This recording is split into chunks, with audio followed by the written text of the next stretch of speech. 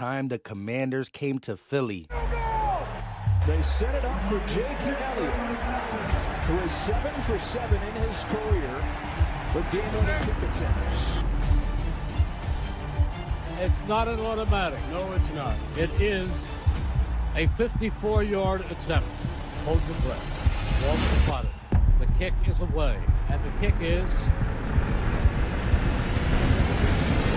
gone! Lights out. And the Eagles win. Jake Elliott does it with his fourth field goal of the day. What is going on, everybody? I go by Philly Mike, and this is the Philly Talk Podcast, and we got a special guest, Rio, Commanders content creator. How you doing today? I'm good, man. I'm under the weather. This week is throwing me off. I can't believe the game's already tomorrow, but I'm ready to talk about some Eagles versus Commander. Hey, it must be going around because I am under the weather as well. Not going to try to cough in y'all ears all stream long, but this should be a good game. Again, it is for the NFC crown. You guys held that crown for the large portion of the season, not due to really, well, at one time you were ahead a little bit. But since the Eagles bye, we've been on your tail. And what gave you the crown was the fact that you haven't got your bye week yet. Now, the bye week, Eagle fans were complaining about in the offseason actually really transformed this team. As you know, we haven't lost since the bye. The Eagles defense since the bye. And every week I was talking about this Eagles defense, I was like, it's a small sample size. But 5 games now is not a small sample size. And we're first in EPA, first in success rate, first in limited big plays. And that's what is Fangio's all about. But when you limit the big plays, plus, you know, you're top 10 in sacks now, you're doing this in a third. Shout out to the rookies. Cooper DeJean is undefeated as an Eagle. But this Eagles defense transformed, and I think a true test is going to be Washington because they've been putting up points this season.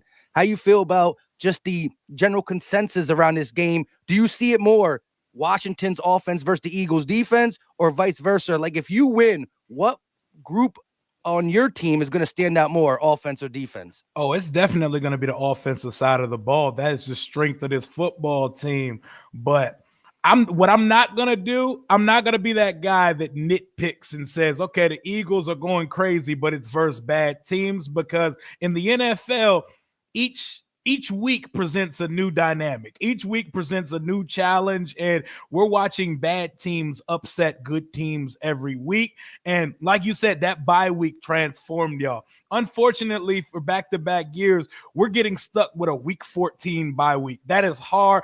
Guys need breaks. Guys need to get away for a little bit, and we've been bitten hard by the injury bug. On Sunday, no Brian Robinson Jr., no right tackle Andrew Wiley versus TJ Watt. We still somehow kept him from getting a sack on Jaden on Sunday. Our kicker Austin Seibert's out, and our new prized possession we picked up at the deadline, Marshawn Lattimore, was out as well. He's going to be out again Thursday versus you guys. But I think we're going to be in for a bit of a shootout. I know y'all defense is going crazy right now, but this offense can put them up, man. Yeah, and again, the clip y'all saw in the beginning, right? Jake Elliott, walk-off field goal. That is what happened the last time in Philly. Now, these teams are totally different, right? It's not Sam Howell who we're going against offensively for the Commanders, and the Eagles' defense is not 28th, 29th, and 30th in main categories, and I think that is where the battle is going to be held, right? Shout out to Jalen Hurts, A.J. Brown, and D. Smitty, right? How are the Commanders going to stop this Eagles offense? But the storyline has been this Eagles defense thus far since the bye week, including with some offensive fireworks, right? Saquon, every time he's on the field, does something next level, right? Whether it's making Cowboy players run into each other, hurtling over a defender backwards. But still, the Eagles defense has just been outstanding thus far. And Scary Terry, a top 5 wide receiver in the NFL, people kind of not really forgot about him, but the merry-go-round at quarterback's always kept him, you know, on a lot of lists right outside of the top 10. I've said this multiple times that in today's game, there's so many good wide receivers. I think if you're looking at the early 2000s, it was easy to name a top 10. Now, there's really 16 to 17 guys worthy in the top 10, but you can't put them all in the top 10, right? There's just so many dynamic wide receivers. Eagles got 2. What is your route to stop these wide receivers without Marshawn Lattimore? And is it 100%? Like, why ain't he able to go yet? Is it just because of lack of playbook, physicals, or injury, or what is his story fully? So when we traded for him from New Orleans, he was currently missing time with a hamstring injury. And soft tissue injuries, you know how they can be. They can linger, and we don't want it to be like Dak where that hamstring falls off the bone. We traded for this guy because we get him through his age 30 season. We get him for pennies this year and a very reasonable amount in 25 and 2026. So they're thinking long term. Us fans, the way that we think he has to play versus Philly, we need him lined up against A.J. Brown because Benjamin St-Juste is quite the liability. So when you say, how are we going to stop these receivers? Our best bet at doing so is getting to Jalen Hurts, because the last 5 weeks of the season, Washington is number 3 in pressure rate. We've been killing it. Dante Fowler Jr. has 8.5 sacks with 7 games to go. We're getting after the quarterback on a consistent basis, and that's been our best way to cover because our cupboard is bare at the cornerback position. Our best corner is our second rounder, Mikey Sanders. Still, he's a nickel, he's an inside corner, but we forced him to go outside because Forbes doesn't play. Benjamin St-Juste is a liability, and Noah Igbenogany, he's doing his best, but that's what we offer on the outside currently. So a little bit of prayer and a lot of pass rush is about the only thing. We need to knock Jalen Hurts off his spot and force some of those inaccuracies and turnovers that he does sometimes. Well, if it was 1 week prior, I would be saying he's been turnover free for a while, but he did have 2 versus the Cowboys. Credit Trayvon Diggs on the first pick, but the fumble is just inexcusable. That Dallas Sundo is crazy when it shines through AT&T. But Jalen Hurts has had 16 total touchdowns, leads the NFL since the bye week. Again, as much as we talk about this defense, the offense has been good too. It's just been outshined by the defense. But I think we're going to have a good one in the city of brotherly love. Do you know that the Commanders and Eagles have played each other over 180 times, but never on Thursday night? And they pick this one with the crown on the line to be that game. Okay, script writers. Script writers, right? Already script writers coming in clutch. But what is Austin Eckler's status for this game as well? Austin Eckler should be good to go. It's Brian Robinson. Brian Robinson, he missed the Ravens game. He missed the game a couple weeks ago. So both of the games that we needed him most versus the Ravens, who were number 1 in the league at run defense at the time, and the Steelers on Sunday, we needed him badly. And what Austin Eckler provides to us is the perfect complementary back. We run a lot of sets with B-Rob and Eckler on the field at the same time, and when we're not able to have B-Rob, our RB1 out there, it forces Jeremy McNichols, our running back 3, into a larger role when him and Eckler are better when their touches are capped, when they're not expected to have to go out. We ended up with 3 rushing touchdowns. Sunday was a very weird game. If you didn't watch us play and you look at the box score, it's going to tell you a completely different story than what the game actually looked like. Brian Robinson Jr. did practice today, and it's looking like he's going to give it a go on Thursday. I can't be without my kicker, Marshawn, and B-Rob versus Philly, man. I think B-Rob's going to give it a go tomorrow. Yeah, and for some reason I was thinking Eckler, but that's who I met, B-Rob, with him not being in the game the last couple of weeks. But, Philly's run defense, it doesn't really get looked at as if it's good because I think the last couple of weeks, early in the season, it was letting some runs. But we do rank 5th in the NFL, but over the last course of games, teams weren't even allowed to run on us due to the fact that we had this lead. Jacksonville had to claw its way back in, Cowboys, Giants. So it is what it is. But the Eagles' defense overall has been good, and I'm ready to see these corners tested against Jaden Daniels in a passing offense that can beat you both on the ground and through the air because Jaden Daniels gets loose as well. But one person that Jaden Daniels will be thinking of nonstop is Jalen Carter, the bread man. Of course, we know what he's done in his NFL career, right? Jalen Carter. But we remember Georgia, LSU, one hand. Jalen Carter just picks him up, holds him up like a trophy. Like, where are you going, little man? How do you feel about that matchup, our D-line against Jaden Daniels. And I know that just a couple weeks ago he had a rib injury, and I do not wish injury on anybody in the league, not even Cowboy players. And that's how much I hold true to the game. But how do you feel about him scrambling around this game with a guy like Jalen Carter, who is just a menace?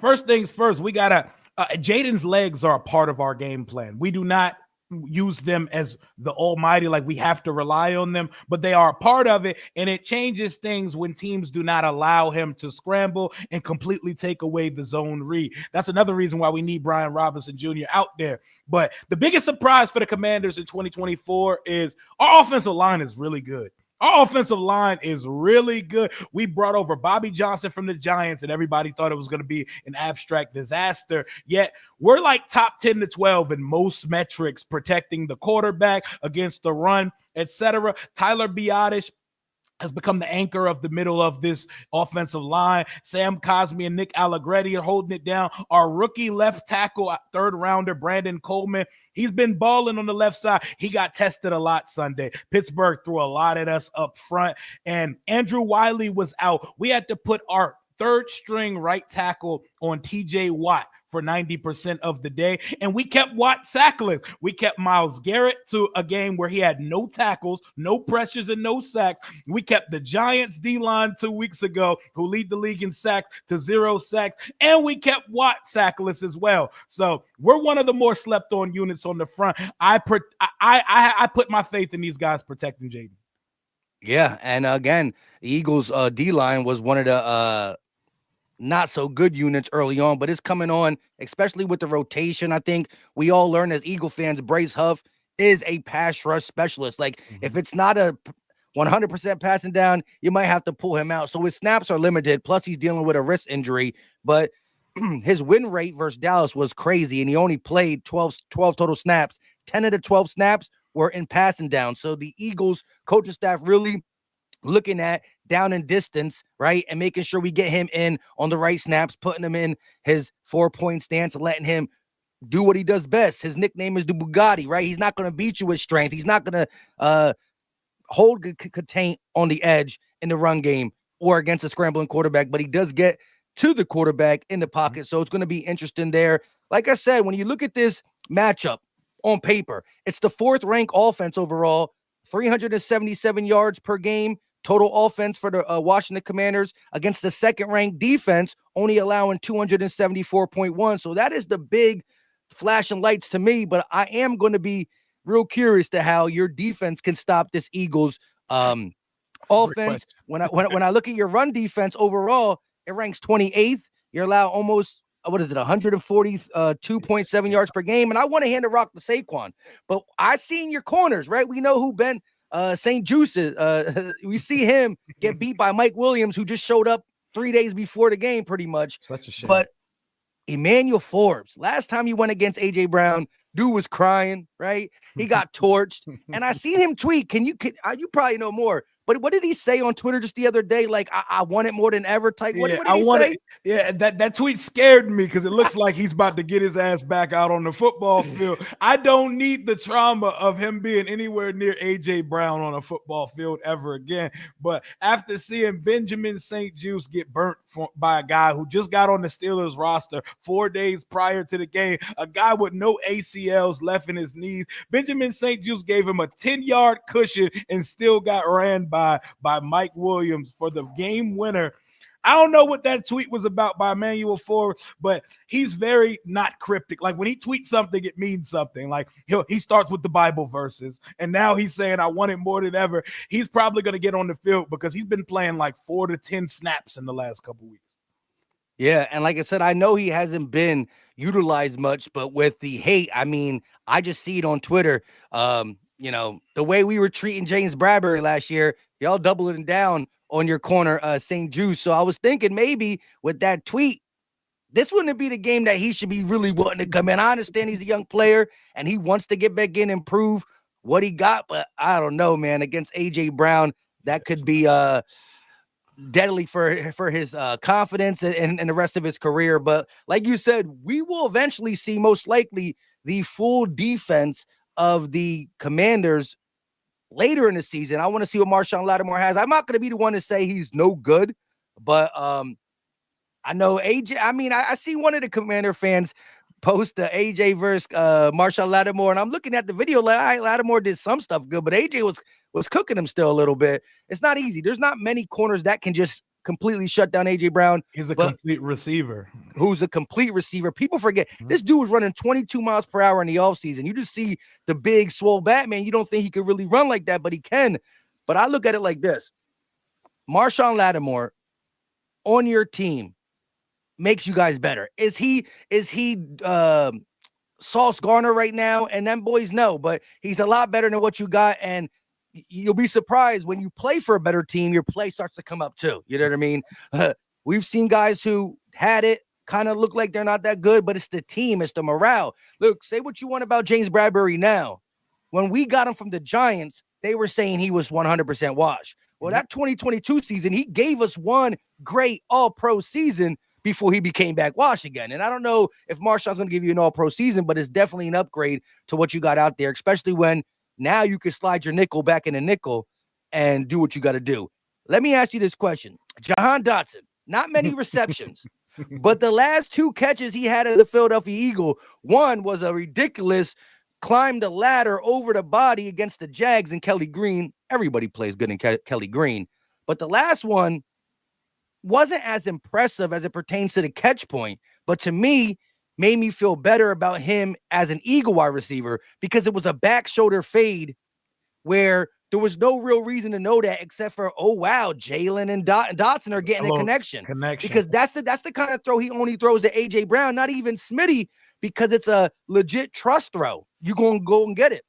How do you feel about Jahan Dotson, who hasn't been utilized, coming out big and making the Commanders pay in Philly? He has one of those every now and then, but I tried to tell a lot of y'all, do not have high expectations for this because you do not trade in your division unless you cannot find value, or you don't have a trade partner, or that player does not scare you at all. Everybody comes back to get a little get back versus us. So he'll probably have a season high of 4 catches or some shit like that tomorrow. But he doesn't scare me. I'm not losing any sleep over. I'm still thanking Howie Roseman for giving us a 3rd round pick, because when I seen how trade compensation worked out for wide receivers at the deadline, getting a 3rd for a player with 98 yards in 10 games or 9 games, that's beautiful right there. I'll take those. Yeah. And especially when we saw what other wide receivers went for, Devontae Adams, Mike Williams, and all that stuff. Real quick, No Cut Sports Podcast with the $5 super chat. We appreciate you. We'll enter you into the jersey giveaway as well. I don't have the graphic to pull up, but talk that talk, Mike. Shout out to the Commanders fan. But we about to handle business. Foot to you know what. # fly, Eagles fly. And I'm actually glad this first one's in Philly.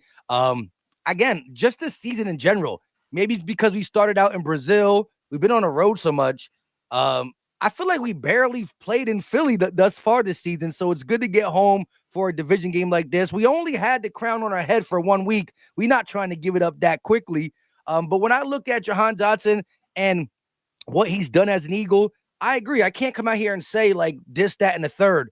But I thought the potential he had as a Commander was always high through the roof. He tore up Philly that one and he caught the game-winning catch to go into overtime last time we played. I thought coming into the season, I wasn't really following you guys as it pertains to who was winning. I know he was having some rough spots with the coaching staff and maybe Jaden Daniels and whatnot, and you can't have that with him being your franchise guy. But I was saying prior to him coming to Philly to watch out for Jahan Dotson as a guy who can, throughout the season, maybe not week 1, be a legit player on your team. No matter who you are at the wide receiver position, coming into Philly, where Jalen's legs is utilized, A.J. Brown is number 1, Devontae's number 2. When you look at the NFL top tight ends, Goddard's never going to have statistics there because he's always hurt. But on a game-to-game basis, he's one of the top tight ends, especially when you add in his blocking and the versatility that you can't tell if he's coming on the pass block or go out for a route because he's just really good at both. I mean, I don't care who the real wide receiver is. You're behind all these guys. And then you add Saquon Barkley. So, I mean, look, Julio Jones on his last leg was a lost soul here. Alameda Zaccheaus, these guys, no matter who you are, where you were before, you're going to have a back seat, right? Mhm. Julio wasn't catching balls when we still had DeAndre Swift here. Like, now you add Saquon, who can do it all. There's just too many mouths to feed. But what we do need Jahan Dotson to do as a third wide receiver, which we did not get from some of the other ones, is to make that crucial catch in Kelly Green that sparked the momentum to catch a ball when we need him to. His passes are going to be limited. I just hope that we open it up a little bit against Washington, because we saw Saquon get back. That wasn't an in-season trade, right? Like you said. But I watched Hard Knocks.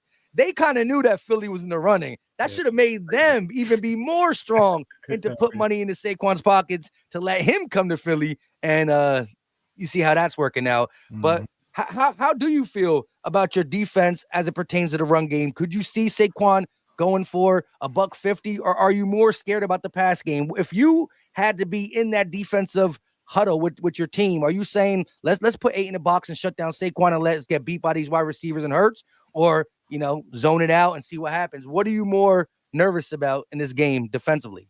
It's a pick your poison situation, because what y'all offer offensively is what our Achilles heel of our defense has been, stopping the run. And we cannot wait to get Marshawn Lattimore on the field, because we don't have the number one. Like, we're going to have to run Benjamin St. Juice running the fade with A.J. Brown on Sunday. But I think you want Saquon. I think you want to do your best, like, to stop what's on the outside and make them win through Saquon, because Washington's offense is our best defense, and we score more points on the road.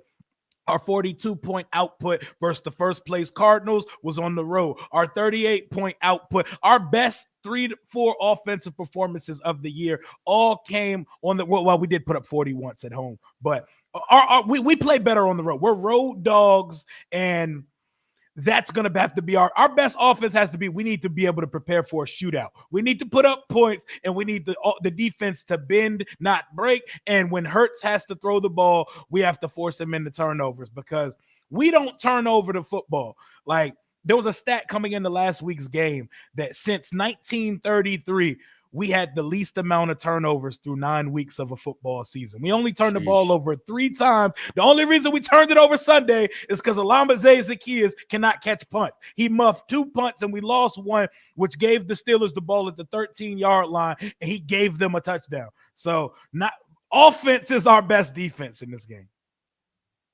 Yeah, and it's been the tale of Washington. Now, like you were talking about, I think you guys low-key outplayed the Steelers. And again, they just made the plays when it mattered most. But you did have one of them lucky craziness, because that Hail Mary, again, I think it was the exact opposite. When you look at that Bears and Commanders game, y'all outplayed the Bears. Yep. But they were beating you until the end, right? And then you get the thing where Washington's outplayed Steelers and you're winning, and then it goes back to that. So the NFL gives and it takes. Like, look, we're talking about the Eagles being so horrible prior to the bye week. We're a Saquon Barkley drop pass, and we're not talking no 30-yard pass. We're talking about a pass in the flats, a 2-yard pass in the flats that Saquon Barkley makes in his sleep. We're that away from being 8-1, and then this game not having as big of juice. Still juice, because we're NFC East rivals, we're the better teams, and it still could propel you into catching back up. But to me, with us having our bye week already, this game is, if Philly wins, the gap opens a little bit bigger than if Washington wins, because you still got your bye. And I think your schedule, I can't really remember. I was looking at it still. Who has the hardest? I got it off the top of my head. Y'all better not let us get this one, because it's an easy one. We got Dallas, we got Tennessee, we got New Orleans. We got Dallas again. So we got Dallas twice. We got Tennessee. We got the Saints, the Falcons, and then y'all again. That's the rest of our schedule.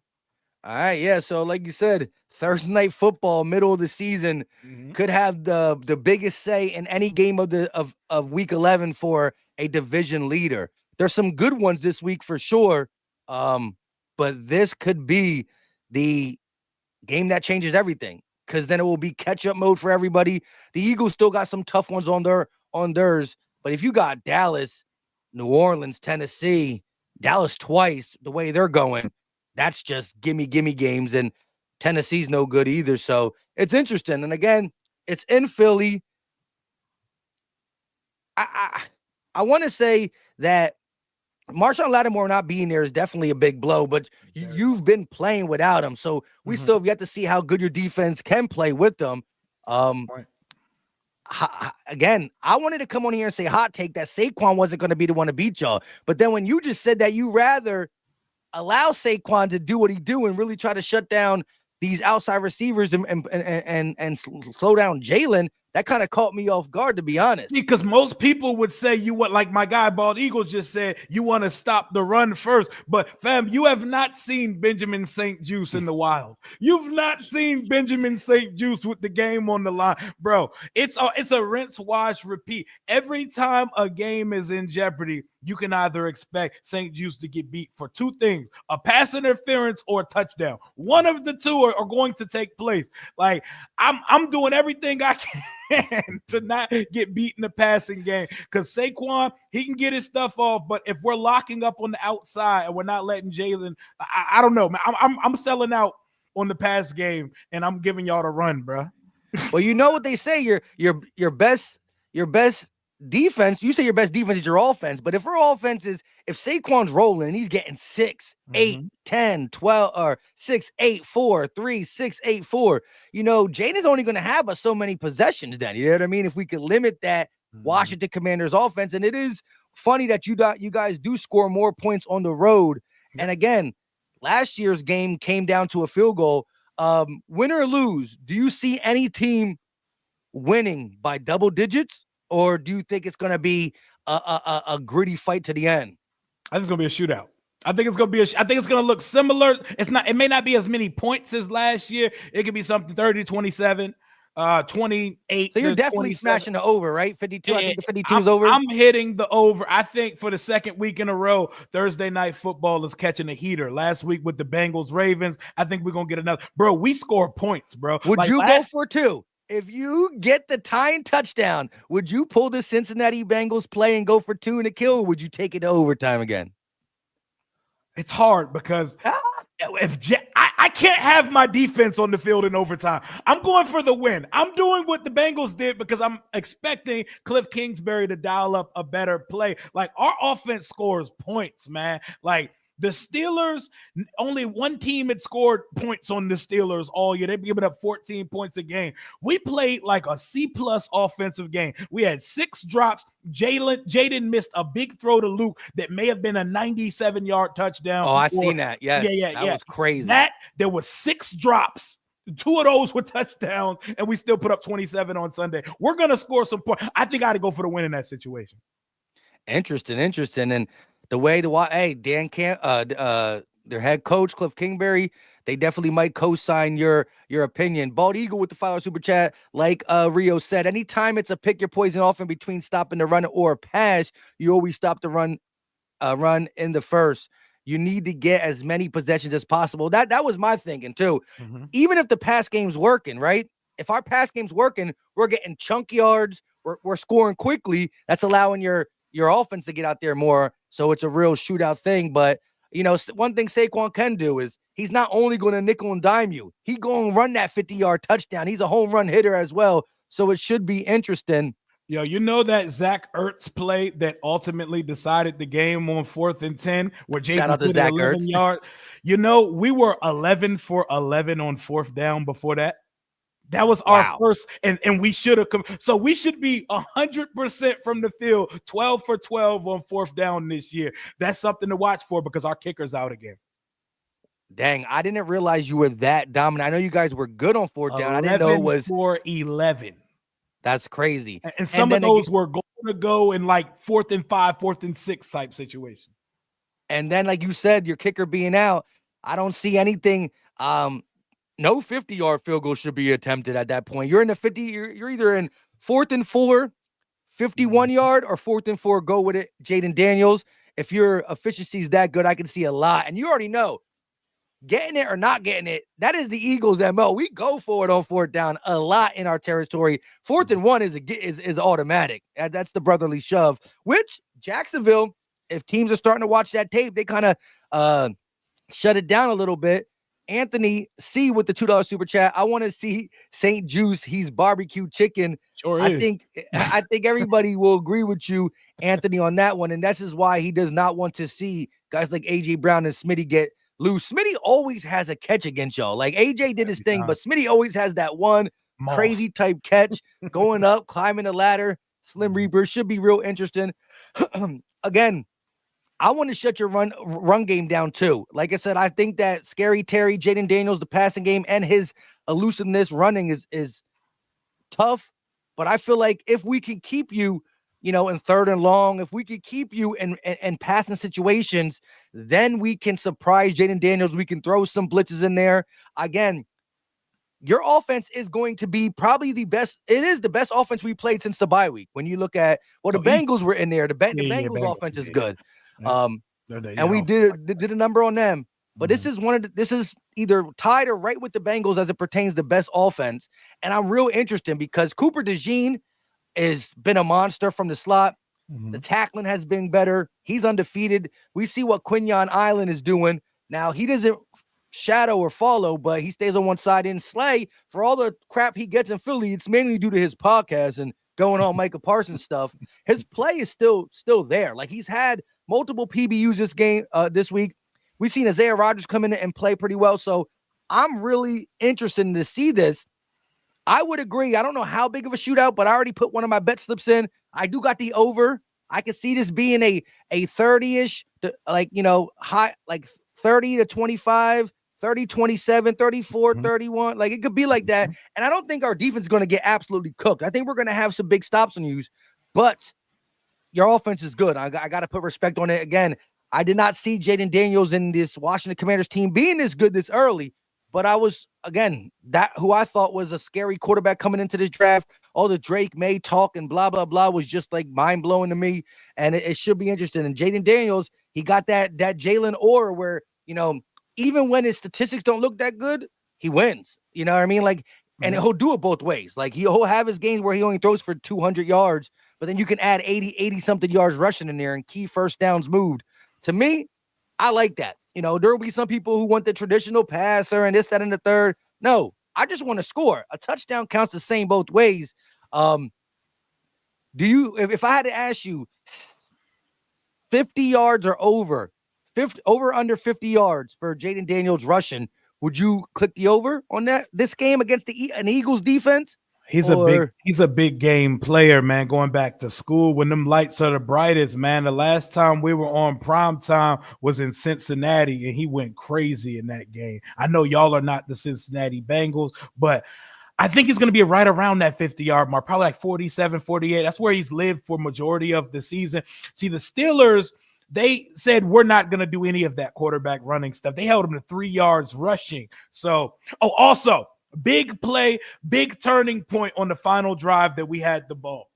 It looked crazy when you watch the live feed, but when you go back and see it, we ran a play that probably would have ended the game on the final drive. I believe it was on 2nd and 10. We ran a QB draw to Jaden. And in football, an ultimate team game, 10 people do their job, one person does it, and it doesn't work. We blocked this quarterback draw up. Sam Cosme's the only person who got beat. And he was able to trip Jaden up. If they don't trip Jaden up, he's going for 50 yards, and we possibly score on that play. So we actually finally figured a way to get him to run, and they still stopped it. But I think Jaden's going to be able to find his lanes and use his legs as a weapon again versus the Eagles, because there's no fully shutting down this guy, because he can beat you with his mind, his arm, and his legs. Yeah, and that's one thing. I don't know about this year in particular, but over the year, the rushing quarterback, the scrambling quarterbacks has low-key ate up on Philly. And that is one of the worst feelings. You got a 3rd and 8. Demoralizing. Like, demoralizing feelings. You got a 3rd and 8, and you got it blocked up. You see the quarterback, back there for 3, 4 seconds, 5 seconds, and then they just take off. And it's like, because you're covering so well, it's not just the 8 yards, it's a 15 piece that just flips the field, switches the momentum, and it's definitely demoralizing. We've seen it a lot via Jalen, but now we're going to have to see it via Jaden. Again, I'm, as an Eagle fan, interested to see how many carries Saquon gets. I want to control this. I do think that, like I've been saying all stream, the flashing lights are Eagles defense versus Washington's offense. I feel like that's where the battle is. I feel like if your defense is shutting down our offense, minus your pass rush has been real good, but we've been drawing some things up for the pass rush. I'm looking to put up points too, but I'm real interested to see how real this Eagles defense. If we come out, listen, if we hold you to under 20 points, y'all the real deal. Yeah. Yes, because again, there's a lot of tooting the horns for both teams on the stream, but your offense has been putting up points. You had multiple 40-point games. We hold you to under 20. I'm really starting to be like, this defense is legit. And again, sometimes Fangio gets too much, keep everything in front, and I can see him coming out a little bit more safe against y'all. Again, I want to run the ball, keep Jaden Daniels off the field, but it should be real interesting. If I had to ask you, give me a hot take that you could see happening that changes the game and your preference to help you guys win, and then I'll give you mine and we do a little score prediction, then we can get up out of here. I hate that this is a hot take because Terry's been a good receiver for so long, but the quarterback carousel has held him back. You know, Terry's never had a 150-yard receiving game. Like, that's crazy, right? Terry McLaurin's career high is 141 because he's played with so much trash at the court. I'm going Terry over 150 yards. I know Quinyon Mitchell's a dog, Slay is a dog, and he do be having Slay's number in the matchups. He plays really well. He's had 850 yards, close to 60 catches and 5 touchdowns versus the Eagles in his career. He plays his best ball versus Philly. Give me Terry's first 150-yard day of his career versus Philly on tomorrow. Yeah, well, if, and I'm saying if 3 times, that's the case. 125 of them are going to be on Slay because you ain't getting more than 25 yards on Quinyon Island. You better line them up on the right side because they don't rotate, right? Slay's the left corner. He's the left corner, which will be right to the offense. If Terry stays on the right side, he'll definitely have the matchup that he's excelled in because Slay's been here for like 4 years now. He's third in receiving yards this year. The difference it makes when you actually got a quarterback that can hit you in stride. Yeah, and again, if we were looking at why the Eagles wide receivers are not in the top 5 or whatnot, that's going to be mismanaged. AJ's missed games, Smitty's missed games, but we know when push comes to shove, we've seen Slim Reaper in the back of the end zone, and AJ, you know, his handle speaks for itself. 1K always open. It doesn't really matter. You know, last week, Carson's is a young corner for the Cowboys. That sun was deep in Jalen Hurts' eyes. He said, it don't matter. AJ Brown down there somewhere. Let me just throw that right in the breadbasket. So it should be definitely an interesting game. I got the over. My hot take is this. I've been tooting the horn for your offense all stream, but my hot take is this Eagles defense that is number 1 in a lot, and this Eagles defense that is number 2 overall, only allowing 274.1 yards. You guys average 377. So we hold teams 103 yards less than your average. I can see I want the Eagles come out. I want to get like 3 to 4 sacks, a turnover or 2, and then hold you guys to around, I want to say 7. Now my high take is y'all only score 17 points in Philly, which is hot because what is your lowest points per game this season? The Bears game, 18. You know, we didn't kick the extra point to go for 19. That was the only time this year we were held under 20. The only time. So my hot take is that this Eagles defense that everybody's starting to say is legit goes against a legit offense again. The Commanders' offense is ranked 4th in the NFL. The 4th ranked offense in total yards overall. That's rushing, passing, including your quarterback doing both passing and rushing. They're 4th. We hold them to 17 or under. That will be crazy work. And if that's the case, I got the Eagles putting up at least 27 to 30, especially when it comes to them cornerbacks and the lack of stopping the run. I think we're going to put up our 30 piece Will the Commanders keep up and put up their 30-piece? My hot take says no, but it should be a real good one Thursday night. The first Thursday night matchup ever between these two opponents. One thing I'll say, I don't like to give y'all too much, but I call it how I see it. Bro, your linebacker duo is insane, bro. Zach Bond and Nakobe Dean, my goodness. They're hooping. Hey, and so you getting Brian Robinson back is good, but we got two linebackers that go side to side. And again, when you look at the Eagles linebackers, it's like, I can't say what they do better because Nakobe Dean has been pretty good in pass pro. Zach Bond is running with tight ends and slot wide receivers at times. And then they're tackling behind the line is tremendous. And again, somebody who does all the dirty work, a guy who does the dirty work via the run stopping is Jordan Davis. Don't get the credit for it. But if you watch a lot of the Nakobe Dean tackle for losses or the Zach Bond tackle for losses and or the tackle at the line of scrimmage or short gains 1 or 2 yards, they going right behind Jordan Davis. They go right behind Jordan Davis. He eats up 2 bodies.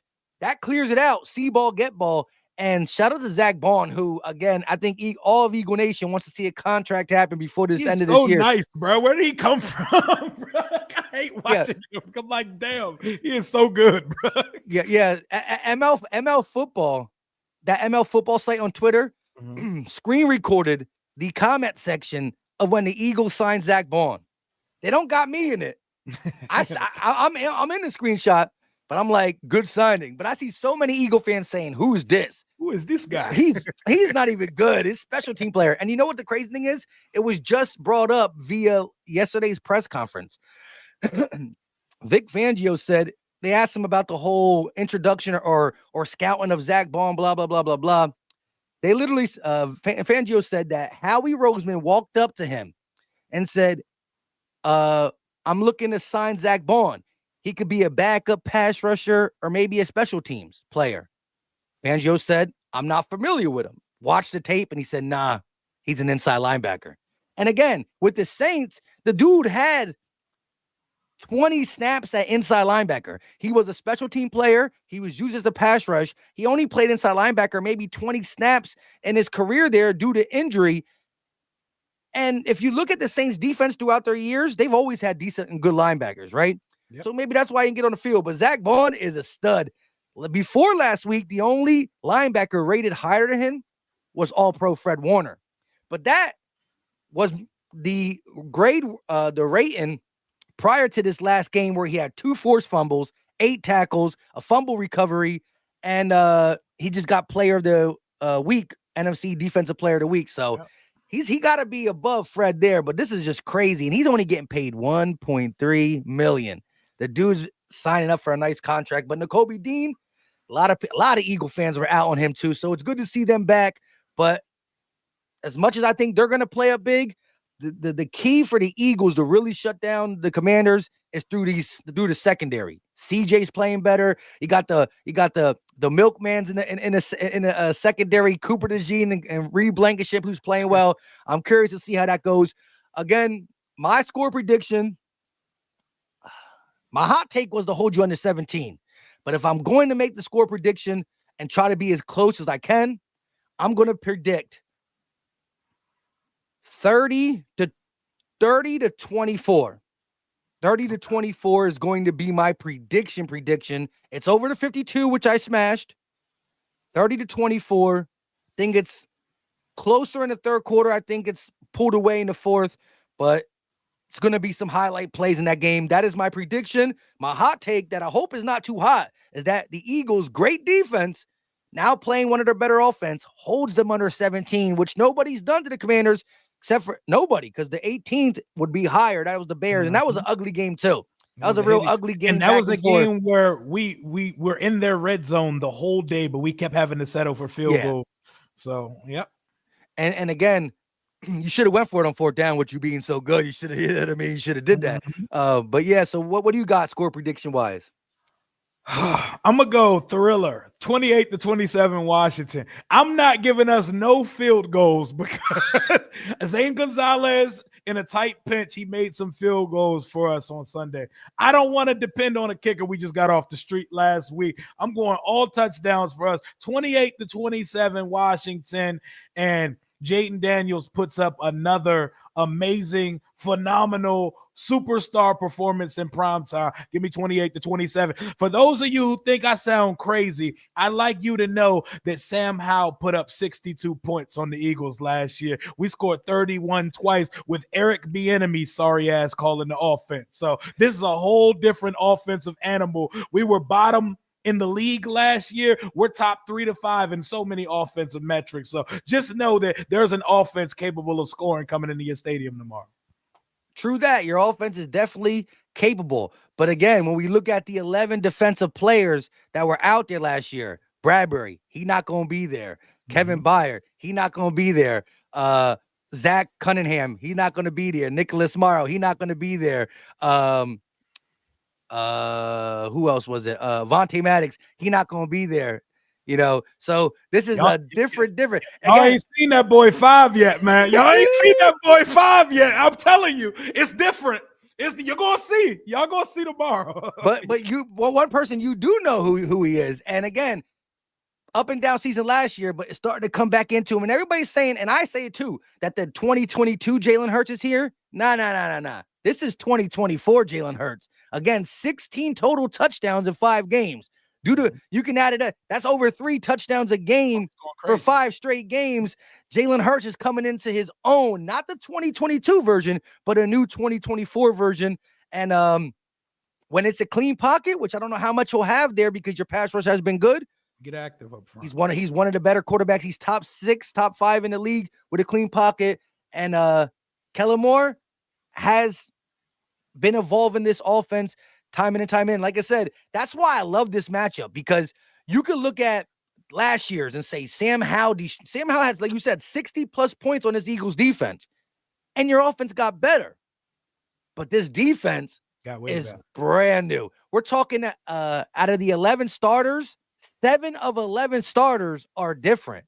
Mm-hmm. And difference is what we needed. When you are 28th, 29th, and 30th, and really, really important categories on defense, and now you're first, and third. Mm-hmm. It's a whole new ball game. And we're in Philly. It's gonna be loud. It's gonna be proud.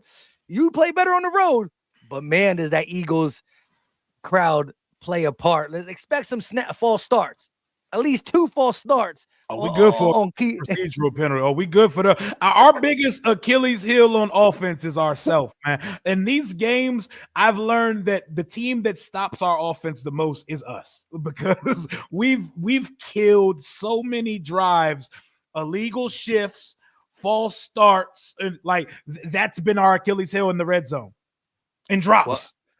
And drops, and this is going to be something that and one thing about Fangio, he's been throwing a lot of exotic looks. Some of the drops that happen against us is just like, quarterbacks throwing it a little outside of the guy because they think a guy's going to be there and he's not. So I've been loving the looks from Fangio, but pre-snap penalties could come in handy when the link is rocking this much on Thursday night. I will say this though. I wanted to say something to one of your things you said. Can't think of it now. It kind of slipped my head as I looked at a chat. Dang, what was it? While you're thinking about that, I see your chat talking crazy.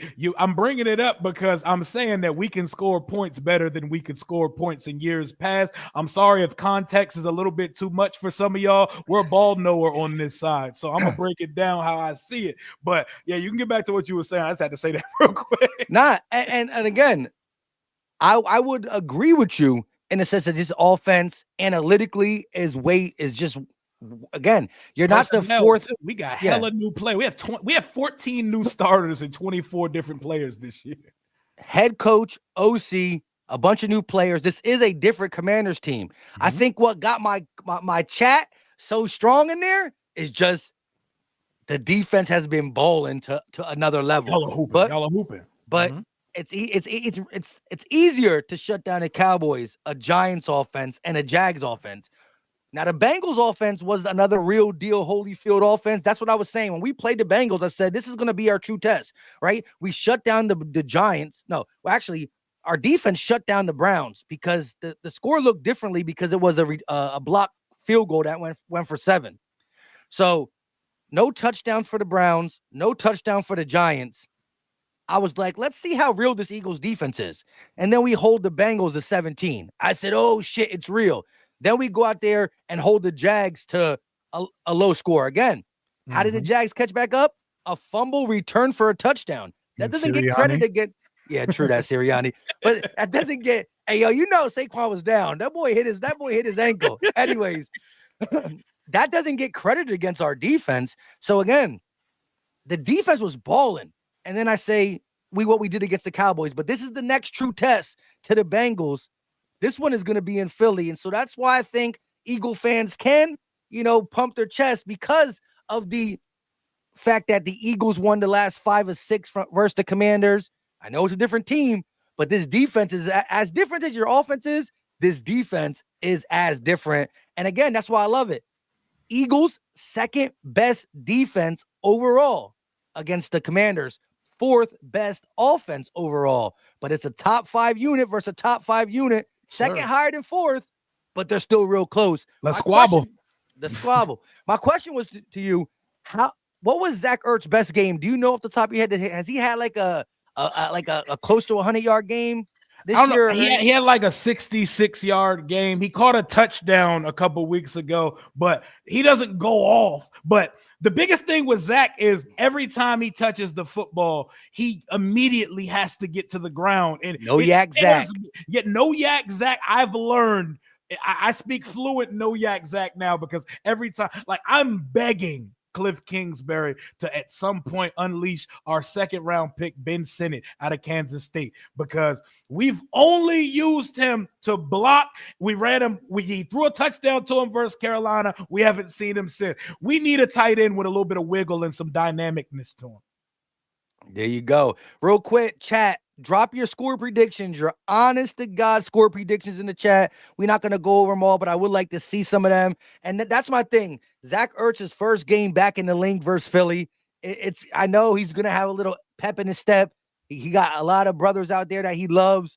And again, I was watching that Commander-Steelers game last week like, yes, Zach Ertz, thank you for not falling. Thank you for not falling backwards. Now, again, me being unbiased, it was close. I thought Zach Ertz got it. But when it came up short, I said, dang, out of all the Commanders to fall short, it had to be the one to give us the opportunity. And again, any division, that's another thing about this. Commanders offense good. Too. Don't leave games up to referees. Don't leave the games up to the Zebras for sure. Eagle fans know about that. Again, besides the fact that these are actually 2 good football teams, Eagles and Commanders, division games are always weird. We've lost to the Commanders when you had Heineke. You know what I mean? So any division game in the NFC East can always bounce real weird. The Cowboys game wasn't going up to plan at first too. 14-6 in the first half. I'm saying these guys suck. We should be killing them. Then we killed them in the second half. But when y'all lost to the Steelers, I was looking at it like, well, we're first place, because I knew we weren't going to lose to the Cowboys just because of the Cooper Rush and all that. But division game, Washington playing good. The only reason I'm as confident as I am is because, again, if we would have seen y'all right after the bye, I don't think our chat would have been this brolic. But the Eagles have put some good football games on display differently, right? And I think the biggest thing we're holding our hats on is that defense, because, last year our record was good at this point, but our defense was trash. We were winning games again. We were beating you 34-31. We were beating the guys. We would have had to score 30 to win. Now we feel comfortable. Shoot, if we need to only score 23, can our defense hold them under 20 or hold them like around there? And I feel like we got that defense this year. And I'm either going to be proven 100% right or starting to be like, damn, is this defense good? If y'all drop 30 plus on us, then I'm going to be like, damn, what happened to this defense? I really am going to hold this game as my true test for what I think to be is a top defense in the league. And Pittsburgh is a good defense too. And you guys were moving the ball on them. So it's going to be a good game. It's going to be a good game for sure. It's crazy that when you play a divisional game, you can almost throw all the context out. Like we're talking about all these offensive firepower. It'd be crazy if it's a 17-14 game, because in the NFC East, it could go one or two ways. It could go very differently than everybody expects. It'd be wild if both defenses had a good day and whoever touches the ball last is the one that wins the game. Yeah. Imagine having like a 17-17 game. Somebody got to drive for the win type thing. I'm like, what? There goes my over. It'd be like that. It'd be like that for the division sometime. Yep. And again, I'm pulling up these things. There's a couple beat downs from some Eagle fans in there, and I'm never going to turn away from a beat down. But I see a lot of 7-6-5, 7-6-5 type point games in here. Should be real interesting. Like I said, my final score prediction is going to be 30-24. Rio's is 28-27. That will kill that. That's a thriller right there. But the Thursday night's game have been good. The Thursday night's game, at least going off of last week, that was a thriller. But it didn't start out that way. What was it, 21-7 or something like that? And then the Ravens came battling back. In the fourth quarter, Lamar went crazy. Real quick, we also got this. Hold on, not that. Shout out to Anthony though. What's Rio's YouTube? What is your exact YouTube channel name? So win, lose, or draw, Eagle fans can go find you. And again, we'll be seeing you later in the season too. So it's gonna be a fight to the very end. Whoever wins this game, it's not that doesn't wrap up the NFC East. It puts it that much closer, but there's still a lot of football left. So it's gonna be a tug of rope between Eagles and Commanders until the very end. But go ahead and say your YouTube channel for everybody in here. And listen, hit the like button. It's free, it's easy, it don't cost a thing. Yes, sir. Smash that like button for Philly Mike. My channel is my name, Rio Robinson.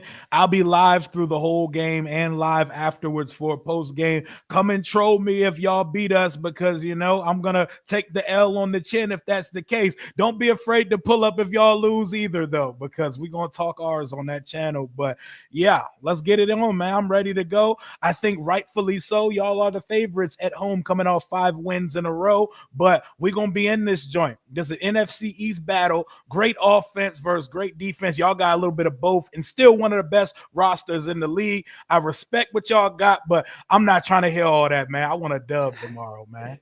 Hey, I ain't mad at that. And I did a lot of talking about Saquon. I did a lot of talk about our wide receivers and his defense. But somebody I did prop up Jalen with his 16 touchdowns in the last 5 games. That's over 3 touchdowns a game. Jalen and Jaden, names are similar.